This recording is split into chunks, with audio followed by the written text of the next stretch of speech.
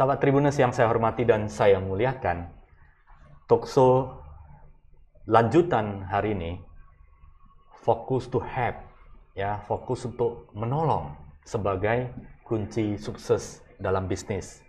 Live talkshow di Facebook dan Instagram Tribun Medan hari ini bersama Bapak Agus Salim, founder SkySea Travel, SkySea Tax Media dan Metro Property Management. Selamat pagi Pak Agus, apa Selamat kabarnya? pagi Pak Sian Yet. Waduh, saya bangga sekali hari ini bisa diundang oleh salah satu orang yang sangat saya kagumi, mentor yang juga sangat luar biasa, dan Pak Sian Yet ini juga adalah salah satu mentor saya loh, betul-betul salah satu mentor saya. Jadi hari ini luar biasa. Silakan Pak Sian Yet. Terima kasih Pak Agus ya. Jadi yang menarik dari Pak Agus ini adalah Pak Agus orangnya sederhana. Dia memiliki beberapa bisnis di travel dan kemudian properti juga ya. Dan yang menarik adalah sahabat Tribuners adalah setiap menjalankan bisnisnya adalah fokus to help. Fokusnya adalah menolong orang banyak ya. Dan selama pandemik sahabat Tribuners, kalau sahabat Tribuners ada yang melihat Warung Medan Peduli, Pak Agus adalah salah satu inisiator atau salah satu orang yang sangat mendukung dan menjalankan kegiatan Warung Medan Peduli, di mana pada saat itu kita lihat PPKM membuat banyak UMKM itu mendapatkan tekanan ya, karena tidak bisa membuka kafe, toko maupun rumah makan. Tetapi Pak Agus sebagai pemilik bisnis tidak tinggal diam, ya, mencoba melakukan hal yang bermanfaat, memberikan dukungan kepada kondisi masyarakat yang terkena dampak. Sampai akhirnya merangkul dan kemudian bersama beberapa teman, orang yang baik itu sangat banyak sekali di Medan, Sumatera Utara. Sangat banyak, bukan hanya di Medan, tetapi sangat banyak di Indonesia. Dan akhirnya bisa melakukan hal besar untuk meringankan beban masyarakat selama PPKM dan mendapatkan apresiasi dan sebuah sebuah kenangan yang sangat indah ya, di mana sangat terharu saya melihatnya. Peduli sesama, bisa mendukung sesama, mengatasi dan melewati pandemi ini, walaupun tidak melakukan hal-hal yang sangat besar sekali, tetapi kecil-kecil ini dilakukan secara banyak juga memberikan dampak yang positif. Nah, Pak Agus ini juga adalah seorang saya kenal itu sebelumnya adalah orang yang mungkin ya sangat introvert ya, introvert. Dan dalam 2 tahun ini perkembangannya luar biasa sekali ya. Dimana ya kalau berbicara mungkin ya di public speaking sangat terbatas ya. Kalau di media nggak disangsikan lagi ya, di sosial media Instagram Pak Agus adalah termasuk selebgram. Dan followernya banyak ya Pak Agus, 20 sekian ribu ya. Masih sedikit lah. Jadi untuk mencapai itu juga bukan hal yang mudah. Ya. Dan hari ini bukan hanya di sosial media, di teknologi, tapi Pak Agus juga banyak tampil di depan untuk menginspirasi, kemudian memberikan motivasi ya kepada masyarakat UMKM, dan kemudian melayani customer-nya di seluruh kota Medan dan Sumatera Utara. Pak Agus ini menarik. Pak Agus sering memakai tagar prinsip focus to help untuk membantu segenap hati. Itu sejak kapan itu Pak Agus? Maksudnya value-value ini di dalam menjalankan bisnis dan berinteraksi sosial itu dimulai dari kapan? Oke, nanti halo sahabat Tribuners, terima kasih kepada Tribun Medan yang sudah memberikan kesempatan pada saya untuk bisa sharing hari ini, dan terutama kepada Pak Sian Yet. Pak Sian Yet ini adalah seorang mentor yang sangat saya kagumi. Saya sangat senang sekali. Tahun lalu ya Pak Sian Yet ya, tahun 2020, Maret 2020. Sebelum pandemik ya? Ya, saya berkesempatan untuk berkenalan dan belajar langsung dari seorang mentor hebat yang bernama Sian Yet pada saat saya ikut di seminar NLP. Dan ya, dari sana saya banyak sekali belajar dari Pak Sian Yet. Jadi beruntung sekali hari ini saya diberi kesempatan diundang oleh Pak Sian Yet untuk bisa memberikan sedikit sharing di acara di Tribun Medan ini ya. Jadi mungkin tadi Focus to Help. Saya akan mungkin sebelum saya bahas ke Focus to Help, saya sedikit masuk ke masalah tadi Warung Medan Peduli. Jadi beruntung sekali pada Juli kemarin kita berkesempatan, saya dan teman-teman berkesempatan untuk melakukan satu gerakan yang bernama Gerakan Warung Medan Peduli, yang itu cukup viral sampai bahkan memberikan efek sampai ke berbagai kota di seluruh Indonesia, supaya teman-teman bisa sama-sama ikut peduli membantu pedagang-pedagang kecil, pedagang kaki lima yang berjualan makanan. Dan salah satu support yang paling luar biasa adalah dari Tribun Medan. Jadi terima kasih sekali kepada Tribun Medan, kepada Pak Setiawan terutamanya, yang sudah mendukung gerakan Warung Medan Peduli. Oke, sekarang kita bahas tentang Focus to Help. Oke, ini memang dimulai dari kapan?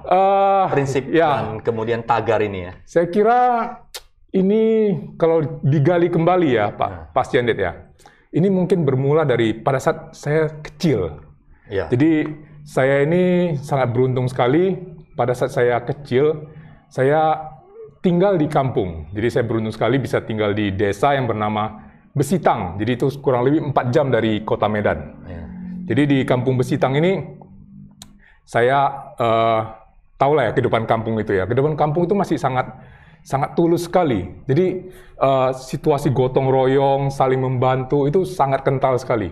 Dan saya sangat beruntung sekali lagi, saya di SD itu, guru-guru SD saya itu banyak sekali menanamkan tentang prinsip-prinsip moral yang baik gitu ya.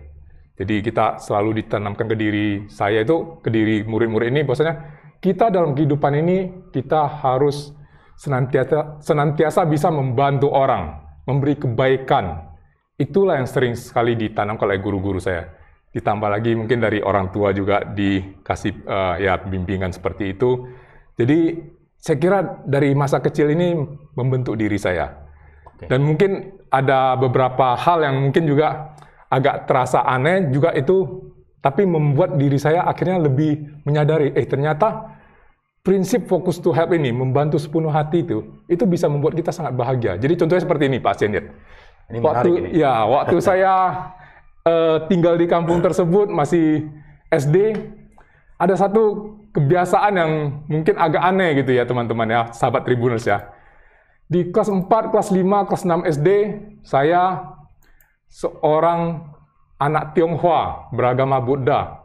Setiap kali bulan puasa, saya akan bangun jam 3 pagi.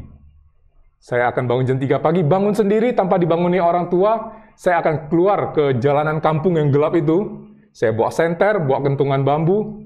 Saya akan bergabung dengan orang-orang yang jauh lebih dewasa, sama-sama keliling kampung, meneriakkan sahur. Jadi bayangkan Pak Ciandet. Pengalaman yang luar biasa ya. Kelas 4, kelas 5, kelas 6 SD, setiap kali bulan puasa, saya melakukan hal tersebut. Dan pada saat saya melakukan hal tersebut, itu perasaan di hati saya itu bahagia sekali. Bahagia sekali, karena saya merasa saya mempunyai andil untuk membantu teman-teman yang ingin berpuasa, karena saya bantu meneriakkan sahur, akhirnya mereka bisa terbangun dan bisa menjalankan ibadah puasa gitu. Dan itu membawa suatu kebahagiaan di diri saya. Dan dari sana mungkin itu jadi semakin tertanam lagi ke diri saya. Akhirnya kalau kita membantu orang, bisa membantu orang, itu akan membuat diri kita bahagia. Jadi saya kira salah satu hal yang membuat sampai saat ini di usia 45 tahun ini, saya selalu berusaha bisa menjalankan prinsip Focus to Help, membantu sepenuh hati.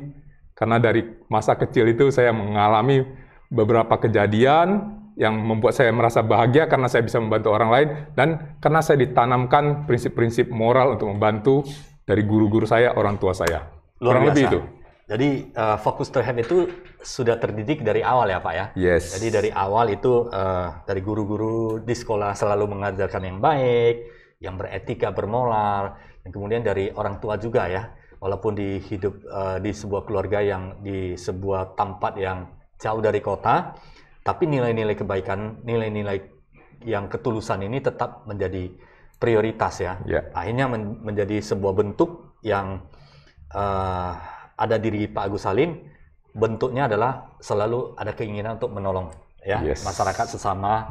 Dan termasuk mungkin inilah yang menjadi cikal bakal menolong orang lain dan akhirnya menemukan customer dan bisnis Pak Agus menjadi berkembang. Seperti itu. Nanti itu akan kita bahas nanti. Luar biasa. Jadi sahabat Tribuners ya, jadi nilai-nilai ini ditumbuh kembangkan sejak kecil ya, menjadi sebuah inspirasi dari kecil bahwa ada semacam kebahagiaan dari diri dalam Pak Agus itu kalau menolong orang lain itu adalah kalau di dalam scientific Pak itu memang secara kebahagiaan itu hormon yang timbul adalah endorfin dan dopamin. Dan itu adalah hormon of happiness. Nah, didapatkan pada saat kita menolong orang lain atau orang banyak. Makanya dunia ini sangat adil dan bijaksana ya. Kita akan bahagia apabila care kepada sesama. Dan inilah yang ditanamkan oleh Pak Agus. Nah, Pak Agus, fokus ini kaitannya dengan karir dan bisnis Pak Agus bagaimana? Ya. Bagaimana ini bisa, ini ketarik kan waktu itu kan masih muda Pak, masih kecil. Yang dilakukan mungkin belum ada terpikir untuk menjalankan bisnis dan sebagainya. Nah ini bagaimana bisa ditarik dari SD loh Pak, itu artinya kalau SD itu 10 tahun ya Pak ya. Sampai sekarang udah 30 sekian tahun yang lalu, nilai-nilai ini masih relevan dan diaplikasikan di dalam bisnis dan kehidupan pribadi Pak Agus. Iya, makanya saya sampai saat ini di usia 45 tahun, saya selalu berusaha menerapkan prinsip focus to help ini, membantu sepenuh hati. Karena dalam perjalanan hidup saya ini termasuk orang yang saya kira sangat-sangat beruntung ya Pak Sianet ya. Sangat-sangat beruntung. Saya banyak sekali diberi kelancaran-kelancaran dalam saya berkarir, dalam saya membangun bisnis, itu banyak sekali diberi kelancaran, dan saya kira ini faktor utamanya adalah karena saya menerapkan prinsip focus to help, membantu sepenuh hati ini. Jadi saya mungkin teman-teman sahabat-sahabat Tribuners, saya akan coba beri contoh-contoh ya. Contoh-contoh yang selama perjalanan hidup saya, pada saat saya menerapkan prinsip focus to help, membantu sepenuh hati, apa yang terjadi. Jadi seperti pada saat saya berkarir sebagai marketing, jadi saya sempat berkarir sebagai marketing di salah satu lapangan golf termewah di Kota Medan ya Pak Sianet ya. Tahun 96 sampai 98. 98 itu kan kena krisis ekonomi. Ya. Otomatis bisnis banyak yang bisnis yang kesulitan lah ya, harus mengurangi karyawan. Dan tahun 98 itu saya termasuk salah satu yang terkena PHK. Tetapi pada saat saya kena PHK tersebut, saya mengajukan kepada pihak perusahaan untuk bisa tetap bekerja di perusahaan tersebut tanpa perlu digaji. Ini menarik ini. Ini kan suatu hal yang agak aneh juga ya. Kalian sudah kena PHK, tapi masih mau mengajukan untuk tetap bekerja seperti biasa, tapi tanpa perlu digaji. Kenapa saya melakukan hal tersebut? Karena saya merasa gini Pak Sianet. Saya selama 2 tahun itu saya sudah banyak mendapatkan keuntungan, dapat gaji, dapat komisi, sudah mendapatkan rezeki dari pihak perusahaan lah ya. Dan pada saat krisis ekonomi tersebut, perusahaan sedang dalam kondisi sulit. Otomatis saya timbul kembali suatu perasaan untuk saya bisa membantu. Perasaan membantu itu muncul kembali. Dan saya ajukan untuk saya tetap bisa membantu perusahaan tanpa perlu digaji. Jadi selama berbulan-bulan itu tanpa mendapatkan gaji. Ya, perusahaan mengizinkan saya tetap bekerja seperti biasa, masuk pagi, pulang sore. Setiap hari? Iya, setiap hari saya masuk kantor. Dari pagi sampai sore seperti biasa. Itu jalan berapa lama, Pak Agus? Saya kira kurang lebih mungkin 5-6 bulan mungkin ada. Waktu itu sudah beristri? Waktu itu belum masih ya? belum. Memang beban tanggungan masih belum begitu ada ya.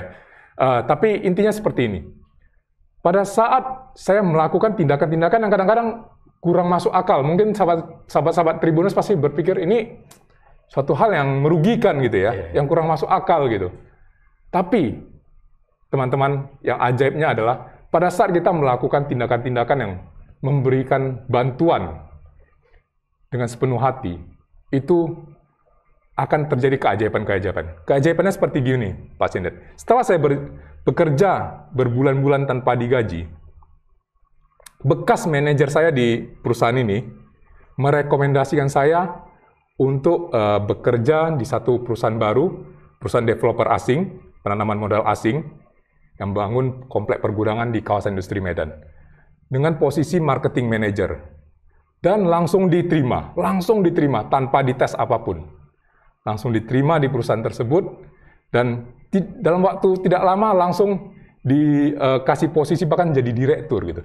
Jadi bayangkan dari seorang marketing yang terus bekerja tanpa digaji, akhirnya dari bekas manajer saya merekomendasikan untuk menjadi marketing manager dan langsung diterima.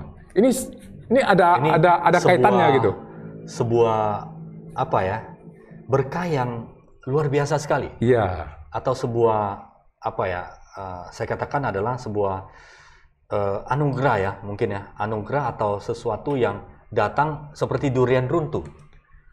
Karena saya ada melakukan tindakan yang mengundang ini ya, simpati mungkin ya. memberi nilai dulu gitu kan, membantu dulu gitu. Seandainya pada saat saya kena PHK itu saya tidak membantu perusahaan ini, mungkin kan bekas manajer saya di perusahaan tersebut kan tidak melihat suatu nilai lebih yang saya berikan gitu kan. Dan saya tidak jadi prioritas untuk diajukan ke perusahaan baru ini gitu. Oke. Nah, ini salah satu yang mungkin teman-teman perlu perhatikan. Pada saat kita mau membantu, memberikan nilai lebih, itu sering terjadi keajaiban-keajaiban yang membuat Anda dilancarkan dalam karir, dalam rezeki Anda. Konsepnya memberi terlebih dahulu ya Pak ya? Iya.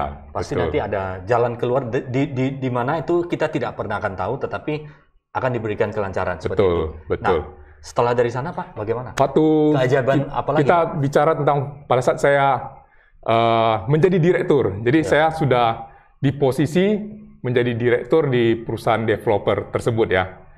Dan saya ada dikasih masukan untuk berpindah kuadran dari salah satu mentor saya ya.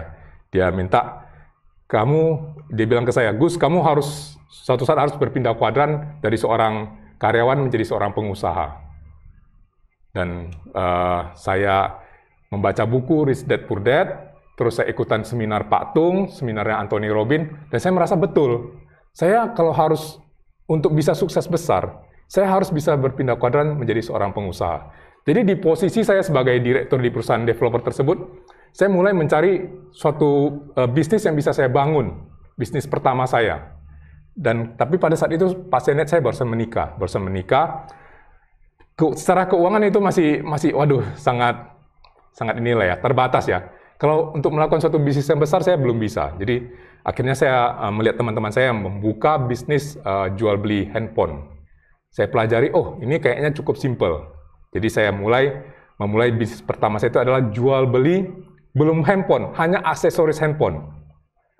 Saya jual casing handphone, penguat sinyal, pulsa, hal-hal seperti itu. Dan itu hanya berupa satu styling kecil yang ukurannya 1 meter. Itu adalah bisnis pertama saya.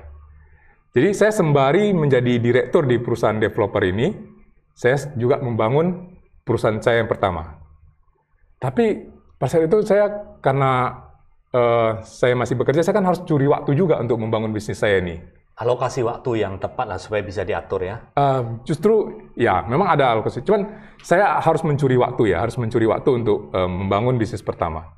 Setelah jalan mungkin beberapa bulan saya merasa tidak enak Pak Senet. Saya merasa ini salah, ini tindakan yang salah. Kalau saya seperti ini. Waktunya bersamaan ya? Ya, karena kan ini kan masih sangat ini kan, masih sangat kecil dan saya harus bangun bisnis pertama saya gitu ya. Jadi otomatis pada saat saya masih terima gaji, bekerja sebagai direktur, saya juga kadang-kadang mencuri waktu untuk membangun bisnis pertama saya. Ini saya terasa ini tidak benar. Ini tidak benar. Ini hal yang salah. Akhirnya saya putuskan untuk minta kepada bos saya untuk tetap bekerja, bantu dia, tetapi juga tanpa digaji. Ini saya lakukan lagi. Bagus, saya senang. Saya lakukan sekali lagi, saya ajukan, karena saya merasa apa? Kalau saya minta untuk tidak digaji, otomatis pada saat saya ada waktu luang di kantor, saya kembali ke rumah saya untuk bangun bisnis pertama saya, itu beban moralnya jauh lebih ini. Saya tidak cheating gitu ya. Nah, itu saya ajukan, dan akhirnya ini juga disetujui oleh bos saya. Jadi saya selama berbulan-bulan itu tetap di perusahaan developer ini saya tetap masuk kantor, urus segala hal yang dan sebagainya. Iya, segala hal yang berkaitan dengan perusahaan ini saya urus dengan sebaik-baiknya. Tetapi saya tidak mengambil gaji. tidak mengambil gaji, dan pada saat ada waktu luang, saya bisa balik ke bisnis saya bangun bisnis kecil saya tersebut. Dan ini lagi yang terjadi. Pada saat kita melakukan tindakan-tindakan yang kadang sahabat-sahabat Tribuners rasanya merasa aneh, kurang masuk akal gitu ya. Tetapi tujuannya adalah kita tulus membantu. Jadi tulus membantu dan kita tidak menyalahi etika-etika. Jadi kalau saya terus mengambil gaji tapi saya juga curi waktu, itu menyalahi etika, prinsip-prinsip kehidupan yang benar gitu ya. Jadi saya memutuskan untuk tidak, dan saya terus menerapkan prinsip membantu sepenuh hati, yaitu dengan cara saya tetap masuk kantor, tetap membantu perusahaan developer ini tanpa perlu digaji. Itu saya lakukan terus. Dan ajaibnya lagi Pak Sianit, dengan saya melakukan hal seperti ini, setelah berbulan-bulan saya bekerja tanpa digaji di posisi direktur ini, di developer ini, akhirnya saya dikasih suatu peluang bisnis oleh bos saya untuk memanage 2 komplek pergudangan yang dia bangun di kawasan industri Medan. Itu dia serahkan kepada saya pribadi. Jadi dia serahkan kepada saya pribadi untuk saya manage, dan keuntungan dari memanage 2 komplek pergudangan ini, itu keuntungannya itu murni untuk saya. Jadi dari posisi saya bekerja tanpa digaji, terus saya dari posisi saya bekerja tanpa digaji, terus saya memanage 2 komplek pergudangan ini, itu akhirnya saya bisa mendapatkan penghasilan yang bahkan sampai 5 kali lipat dari gaji saat sebelumnya saya menjadi direktur gitu, Pak. Jadi itu juga salah satu hal yang mungkin luar biasa ya. Teman-teman bisa lihat ya, pada saat kita benar-benar menerapkan prinsip membantu sepenuh hati, maka kelancaran rezeki itu akan datang dengan sangat luar biasa. Menarik sekali Pak Agus. Jadi kalau saya melihat konsep yang diterapkan oleh Pak Agus sendiri adalah memberi terlebih dahulu ya, memberi baru nanti kalau ada yang peduli, ada yang memberikan kesempatan, itu belakangan, tanpa dipikirkan. Fokusnya adalah berbagi, memberi, melakukan hal-hal yang baik pada masyarakat, lingkungan di mana kita berada, mudah-mudahan ada diberikan jalan keluar. Nah, pernah nggak Pak Agus mengalami kesulitan yang luar biasa sekali? Kesulitan ya? Dalam hidup ini? Saya, kalau dalam hal membangun bisnis ya, Pak Sianit ya, saya kira semua orang, semua pengusaha dalam berkarir, dalam membangun bisnis, pasti akan menghadapi kendala-kendala, tantangan-tantangan. Jadi hampir bullshit kalau dibilang nggak ada menghadapi tantangan atau masalah. Cuman saya kira termasuk orang yang sangat-sangat beruntung. Sangat-sangat beruntung. Jadi bisa dibilang dari masa saya berkarir, pada saat saya membangun bisnis, itu bisa dibilang semuanya sangat-sangat dilancarkan, Pak Sianit. Ya, memang kalau masalah kita ada membangun tim, kita harus buat manajemen yang bagus, itu pastinya kan pasti ada kendala-kendalanya. Dan kalau ya itu wajar sekali. Dan kalau ada teman-teman yang menghadapi kendala-kendala seperti itu, maka Pak Sianit ini adalah orang yang patut teman-teman temui untuk bisa belajar dari beliau, karena beliau adalah salah satu coach yang paling luar biasa di bidang marketing, di bidang manajemen, di bidang branding. Nih, teman-teman harus bisa ketemu dan belajar dari Pak Sianit. Jadi saya banyak diberi kelancaran lah Pak Sianit. Jadi bisa dibilang selama perjalanan hidup saya itu semuanya dilancarkan. Jadi kalaupun ada tantangan-tantangan kecil yang terjadi, itu saya kira sangat kecil sekali. Jadi hampir tidak pernah menghadapi suatu hambatan ataupun masalah yang sangat besar. Karena fokus Pak Agus adalah solusi ya. Jadi hidup ini selalu ada masalah, tapi how to handle, dan kemudian fokus to have aja ya. Simple seperti itu ya. Akhirnya segala sesuatu kalau saya melihat itu semuanya terasa ringan dan bukan menjadi beban dan dapat dilewati, dan kemudian terus mengembangkan secara terus-menerus ya, profesional, karir, dan sebagainya. Nah, kalau dari pencapaian Pak, yang Pak Agus paling puas itu seperti apa? Apakah pencapaian pada saat developer diberikan kebebasan, kesempatan untuk handle project, atau masih ada lain lagi yang menjadi ini adalah sebuah pencapaian yang memorable ya, yang diingat sepanjang masa, dan ini patut di-sharingkan dan kemudian sebagai contoh-contoh kepada sahabat Tribuners supaya sahabat Tribuners juga bisa belajar dari Pak Agus ya. Oke, mungkin sebelum ke pencapaian tadi saya mau balik lagi sedikit ke tentang masalah tadi, pertanyaan terakhir tadi tentang kesulitan. Jadi mengapa saya bisa begitu banyak diberikan kelancaran? Saya kira itu juga banyak kaitannya dengan prinsip awal itu, prinsip awal fokus to help itu. Jadi pada saat kita memulai karir, kita memulai bisnis, kalau kita memulainya dengan prinsip fokus membantu ini, membantu sepenuh hati ini, itu jadinya kelancaran itu kan jadi sangat diberikan gitu ya. Betul. Dan hal-hal yang merupakan tantangan itu jadi kita nggak terasa jadinya Pak Sendet. Iya. Karena saya banyak sekali pada saat saya membangun bisnis itu, saya bahkan ya sampai di posisi saya tidak ada profit pun itu berani saya lakukan. Saya bahagia, bahkan bahagia, bisa bahagia. Karena apa? Karena saya tahu pada saat walaupun saya melakukan bisnis yang saya tidak ada profitnya, customer saya ini mereka mendapatkan keuntungan dari saya. Mendapatkan solusi mungkin. Mendapatkan solusi dan mendapatkan hal yang menguntungkan mereka gitu. Hal yang menguntungkan mereka. Jadi kadang-kadang kan ada bisnis seperti ini Pak Sindet. Ada bisnis yang satu pihak untung, satu pihak dirugikan. Ini harus win-win ya. Ada satu lagi yang sama-sama untung. Saya dengan prinsip membantu sepenuh hati ini kadang-kadang tidak untung, tapi si customer yang untung, saya pun bahagia.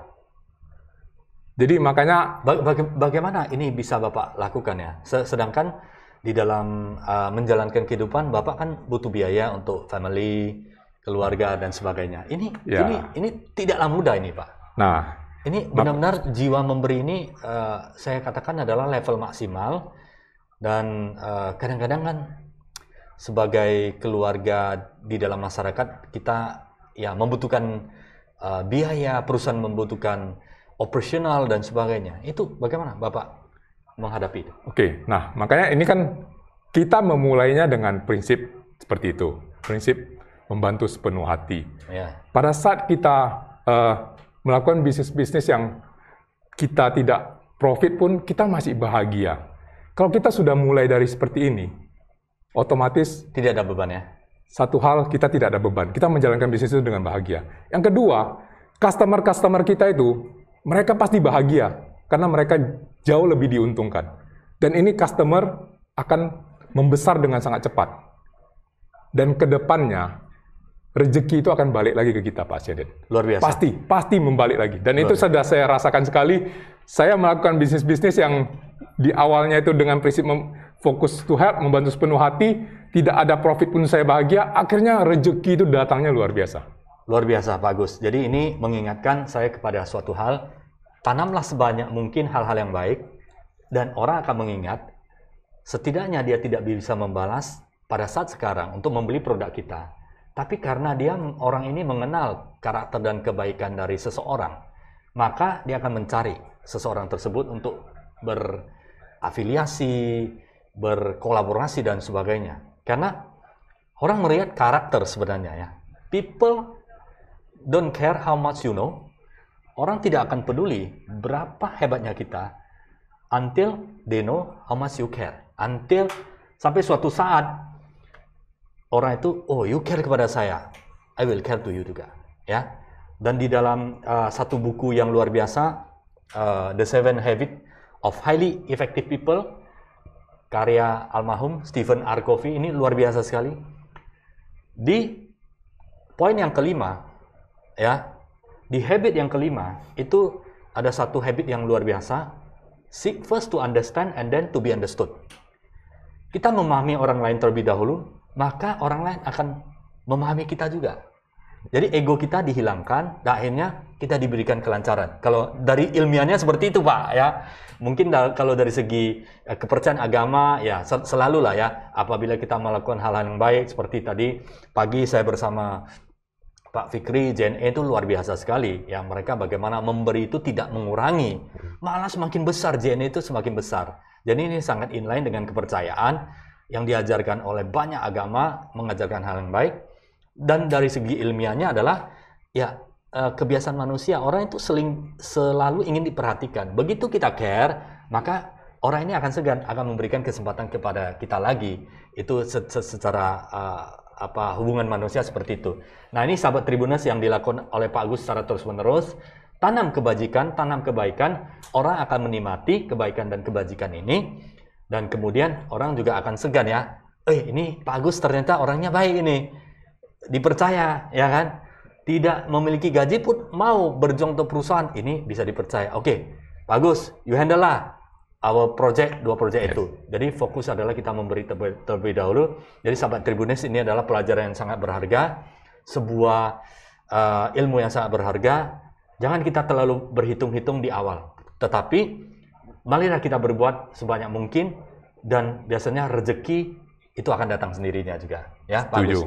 Oke, tentang pencapaian ya. Nah, tentang pencapaian. Ya, mungkin salah satu pencapaian yang betulnya banyak sekali ya pencapaian-pencapaian yang itu. paling memorable lah. Ada beberapa ya. Saya akan cerita beberapa yang saya. Ini bagi saya rasa suatu hal yang sangat saya bahagia sekali gitu ya. Salah satunya adalah bisnis travel saya, Pak Janet. Jadi pencapaian yang dilakukan bisnis travel saya, karena bisnis travel saya ini saya bangun sebetulnya tanpa kepikiran untuk menjadi suatu bisnis. Jadi bisnis travel saya SkySea Travel namanya.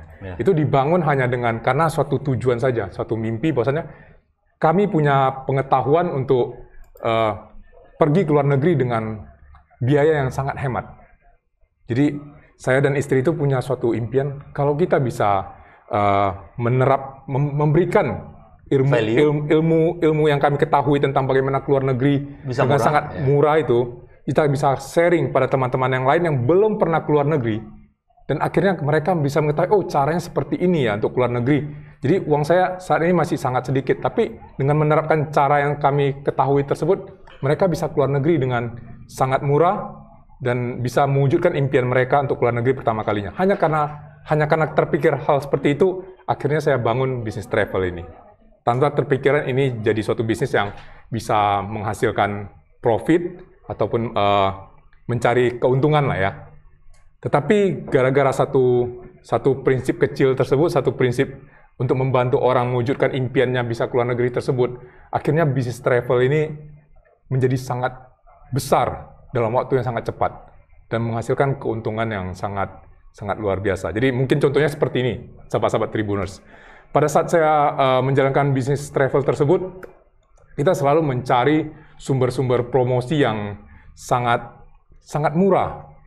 Jadi banyak sekali di travel-travel lain itu tidak ada jual harga yang seperti itu. Jadi mungkin salah satu yang saya sangat bangga adalah seperti teman-teman yang banyak kerja di ini. Waktu mereka bangun mungkin rel kereta api, bangun Podomoro, itu banyak sekali teman-teman dari Pulau Jawa. Jadi mereka ada sebagian dari Yogyakarta. Jadi ya kita banyak sekali membantu mereka mendapatkan tiket-tiket yang harganya Medan ke Jogja pulang pergi itu cuman bisa seharga 600.000 sampai 800.000. Padahal kalau mereka beli di website ataupun di travel line itu rata-rata 1,5 juta ke atas. Jadi itu salah satu hal yang bagi kami suatu pencapaian yang sangat membahagiakan. Ya? Karena teman-teman yang mereka tahu lah ini kondisi ekonomi mereka pasti sangat pas-pasan ya.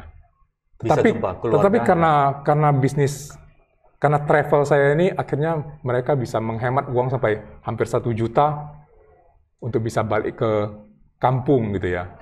Hal-hal seperti ini juga merupakan saya kira suatu pencapaian yang sangat membahagiakan lah. Bukan nilainya ya, tapi ada value kepuasan sendiri ya. Betul. Itu salah satunya. Terus mungkin juga pada saat kita ketahui COVID ini luar biasa ya Pak Janet ya. Dari segi bisnis pasti penurunannya pasti luar biasa. Pendapatan juga. Dari segi pendapatan itu juga pastinya sangat luar biasa penurunannya. Tetapi saya sangat bersyukur sampai saat ini setelah COVID berjalan hampir 2 tahun, saya masih sanggup untuk tidak pernah mengurangi sedikit pun gaji dari Karyawan. seluruh karyawan saya. Tidak ada yang dirumahkan, tidak ada yang di PHK. Itu juga saya kira suatu Kepuasan ya. kepuasan dan pencapaian yang patut dibanggakan gitu ya Pak. Itu semuanya juga sangat berkaitan dengan prinsip Fokus to have, membantu sepenuh hati. Jadi karena kita sudah bisa menanamkan prinsip itu dalam diri kita, dalam kehidupan kita, otomatis dalam kondisi sesulit apapun, kita pastinya memikirkan orang lain dulu. Kita memikirkan karyawan kita dulu, memikirkan customer kita dulu. Tetap di posisi itu. Dan yakinlah, selama kita menerapkan prinsip seperti ini, kita bisa menjalankan kehidupan kita dengan terus membantu, terus fokus membantu sepenuh hati, pastinya kelancaran rezeki itu pasti akan datang kembali, dan datang kembali. Baik Pak Agus, terima kasih sharingnya yang sangat luar biasa bersama sahabat Tribuners. Jadi sahabat Tribuners, hari ini kita belajar sesuatu yang sangat bermanfaat ya. Fokusnya adalah kita melakukan hal-hal kebaikan terlebih dahulu ya. Memberi, dan kemudian kita care kepada orang lain, kepada customer kita. Nanti secara tidak langsung, customer, lingkungan masyarakat akan memberikan kesempatan kita untuk berbuat hal yang lebih baik lagi. Apakah itu bisnis, karir, dan sebagainya. Memberi terlebih dahulu, silakan dibuktikan sahabat Tribuners, Anda akan mendapatkan hal-hal yang baik di kemudian hari. Yakin dan percayalah ya, bahwa melakukan hal yang baik, itu adalah hal yang positif, dan kita akan selalu diberkati. Seperti Pak Agus, mendapatkan kesempatan yang sangat banyak sekali, sampai bisnis travel yang luar biasa, hanya konsep sederhana. Memberi dan menolong orang banyak, dan kita akan diberikan kelancaran. Terima kasih Pak Agus ya, atas sharing dan waktunya kepada sahabat Tribuners. Kepada Tribuners, salam sehat dan sukses selalu untuk kita semuanya. Sampai jumpa di episode Inspirasi Bisnis selanjutnya. Terima kasih. Selamat siang.